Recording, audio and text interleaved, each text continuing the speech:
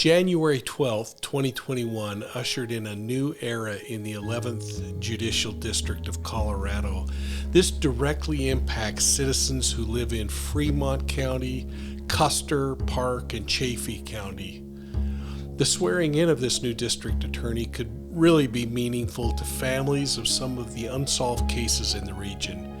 Cases like that of Suzanne Morphew. Now, let's open an investigation.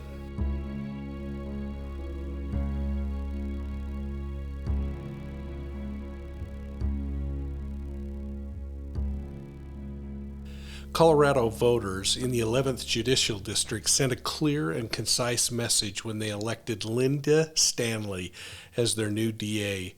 She was sworn in by Judge Ramsey Lama in a closed ceremony this week because of restrictions from the coronavirus disease. Stanley brings a new and a unique era to this four-county region of Colorado. Think back, Suzanne Morphew was reported missing on Mother's Day in 2020, just 8 months ago. Since then, the case appears to have stalled. In the beginning, the sheriff's office posted regular press releases. Then those started to slow down and eventually stopped. You know, it took the actions of Suzanne's brother and his personal crusade of searching the area to breathe life back into this case last fall. But since then, silence has once again fallen on the case, and the only thing I can think of is just hearing that plea from investigators a short time ago asking the public for tips or leads. To me, the unwritten message is clear. We're out of ideas. Now, it appears from the lack of movement on the case that there are either evidentiary problems or perhaps little evidence at all.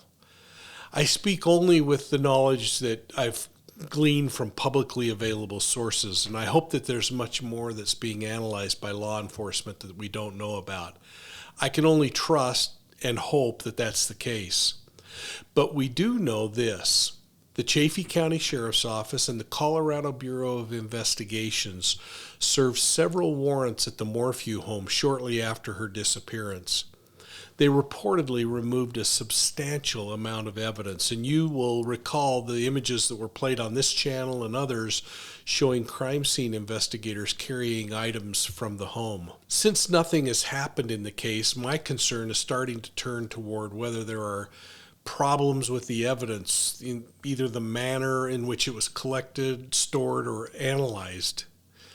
In criminal cases, there are 4 types of evidence: physical and forensic, eyewitness accounts, confessions, and circumstantial evidence.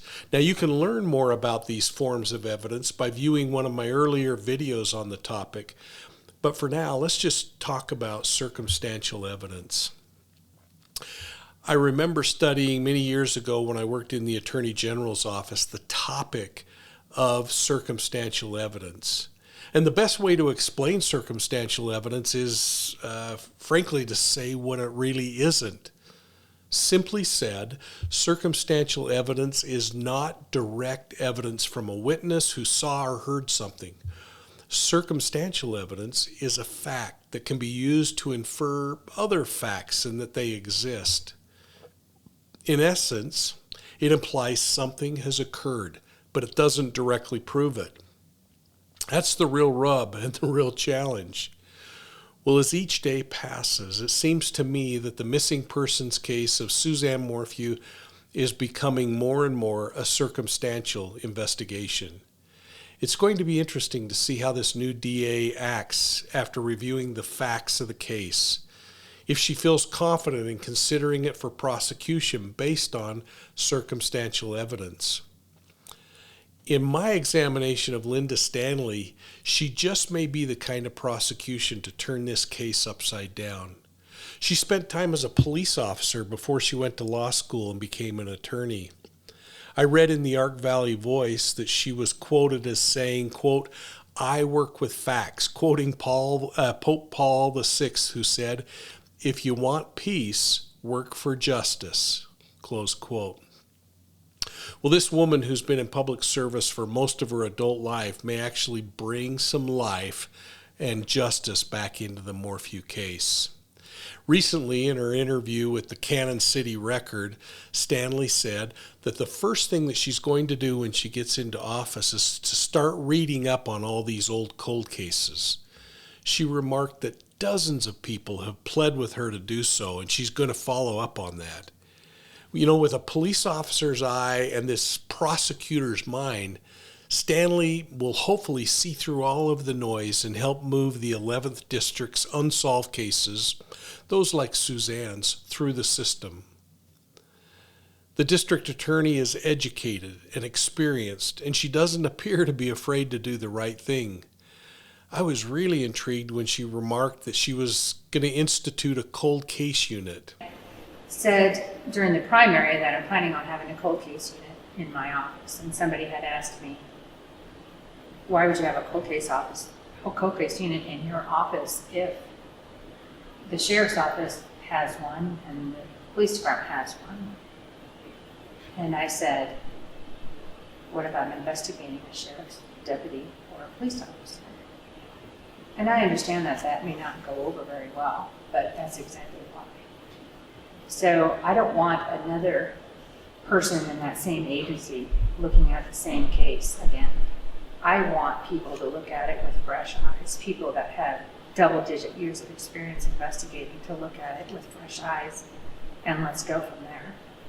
I'm not afraid to charge somebody and take them to trial on first-degree murder. Wow, that was really intriguing. So here's a question for all of you. Where do you think D.A. Stanley should prioritize missing person cases like the Suzanne Morphew case?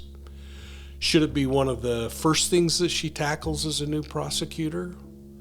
I'm going to look forward to seeing your comments in the comments section below.